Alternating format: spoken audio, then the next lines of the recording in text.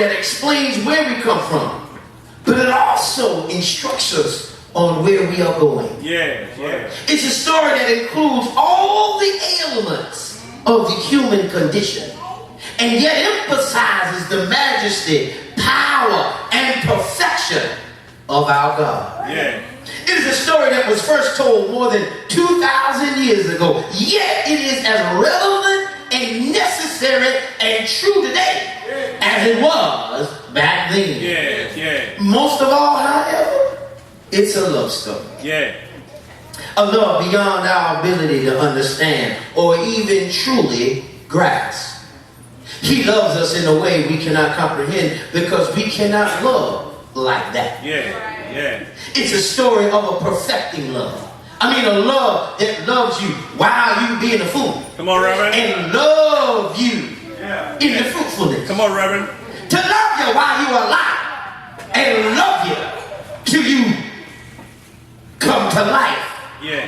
To love you at your worst. Until you finally realize your best. It's a pursuing love.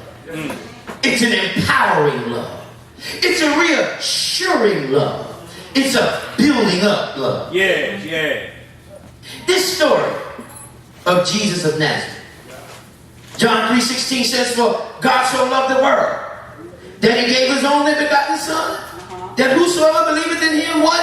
Shall not perish, but have. Come on, y'all.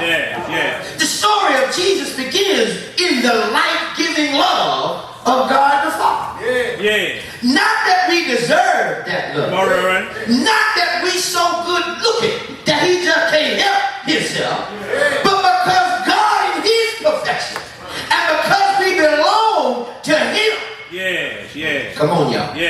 Before the world was created, God had a plan for Jesus to come and rescue the rest of creation from themselves. John 1 says, in the beginning was the Word. The Word was with God, and the Word was God. The same was in the beginning with God.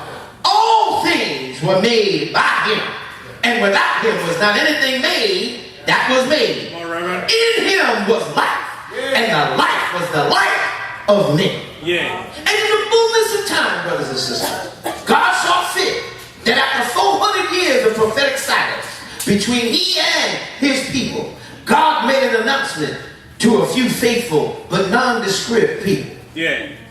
A lowly Levi and his barren wife Elizabeth were told that they would bear a son in their old age.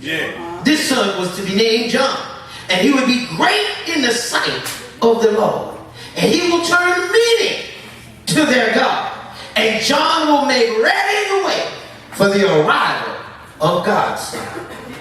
And then God sent another message to a lowly maid named Mary, who was betrothed to a young man, Joseph, and told her she was chosen to be the mother of the Messiah. God also sent a message to Joseph to alert him. Now don't put her away. She did nothing wrong. The baby she carried along is the fruit of the Holy Spirit. All of this was necessary because since Adam and Eve bit of the forbidden fruit, humankind has betrayed the love of God with willfulness and sin. Come on, Reverend.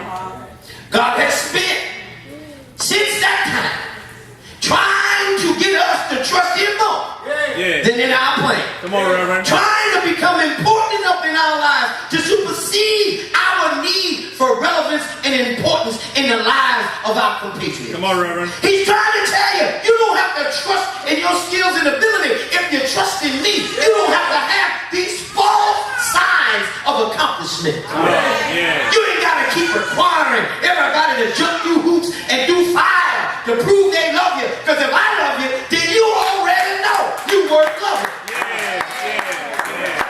Oh, I wish I had some help already. Because I'm preaching this today.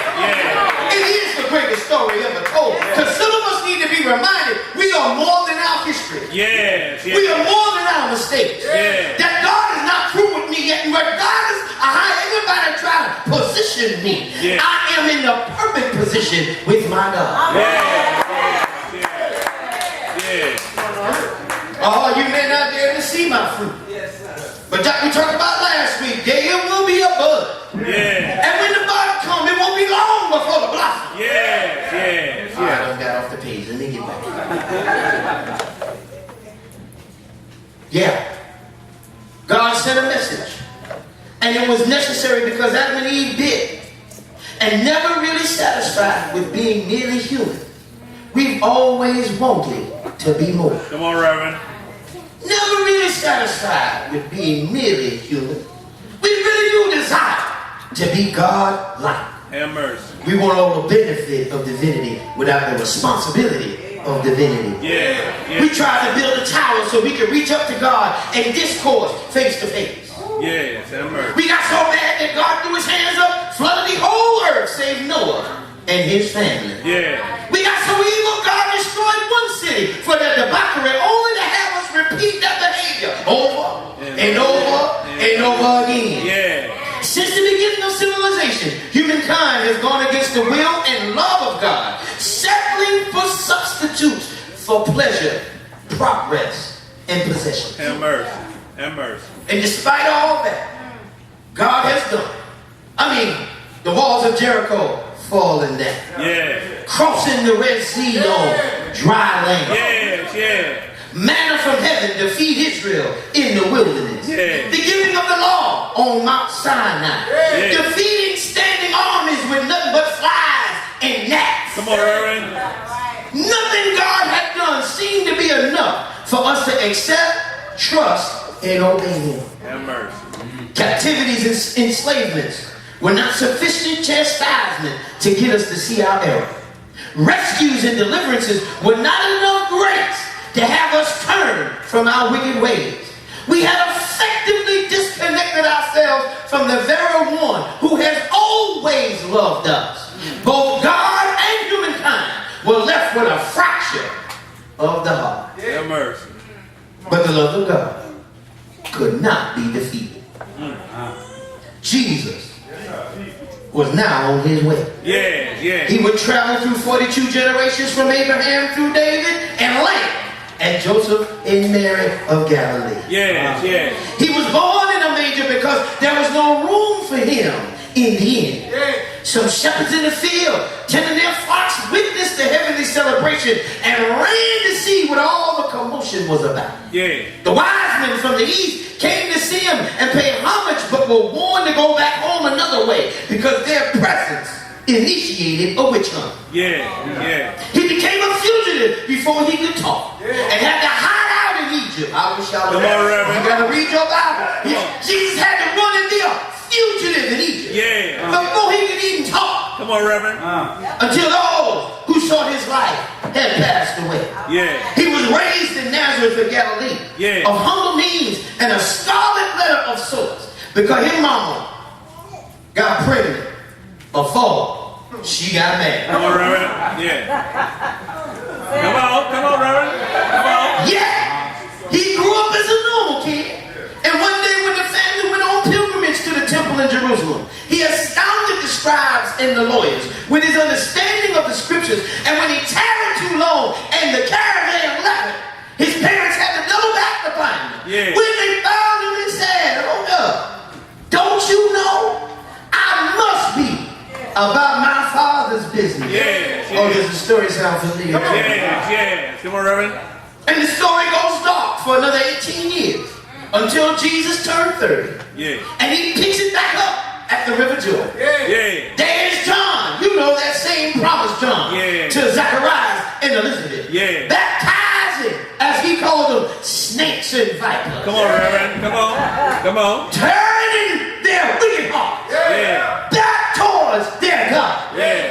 Oh, I wish I could say that. Yeah. Yeah. And Jesus shows up one day, and John sees him and says, "Behold, the Lamb of God, Yeah. who take away the sin of the world." Yeah. Yeah. And John, he did what Peter did later. Said, "No, I don't deserve to baptize you." Yeah.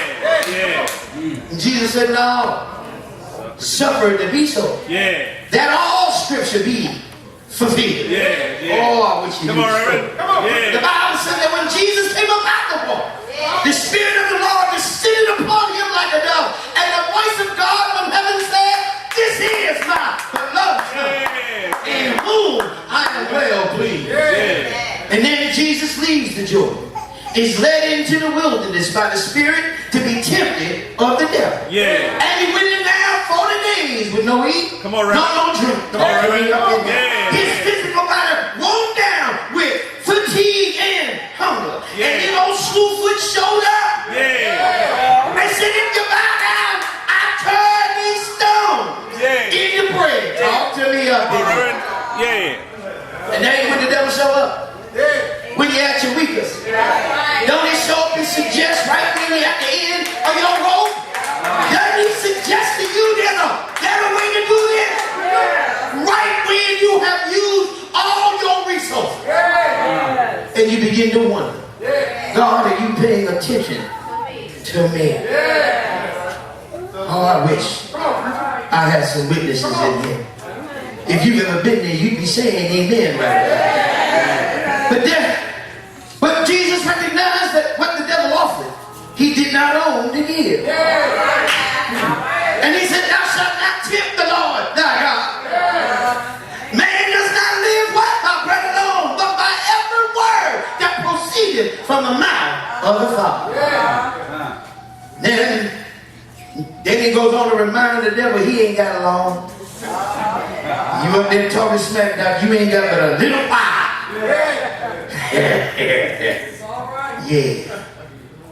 Not long after that, Jesus goes to the temple and announces his purpose and mission.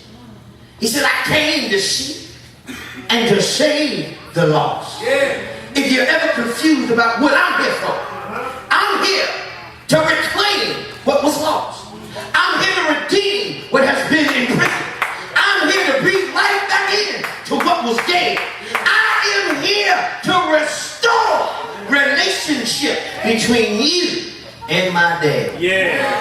We've suffered long enough. Come on, Reverend. This fracture of heart has been here too long. And I'm here to make that right. God was on a reclamation mission.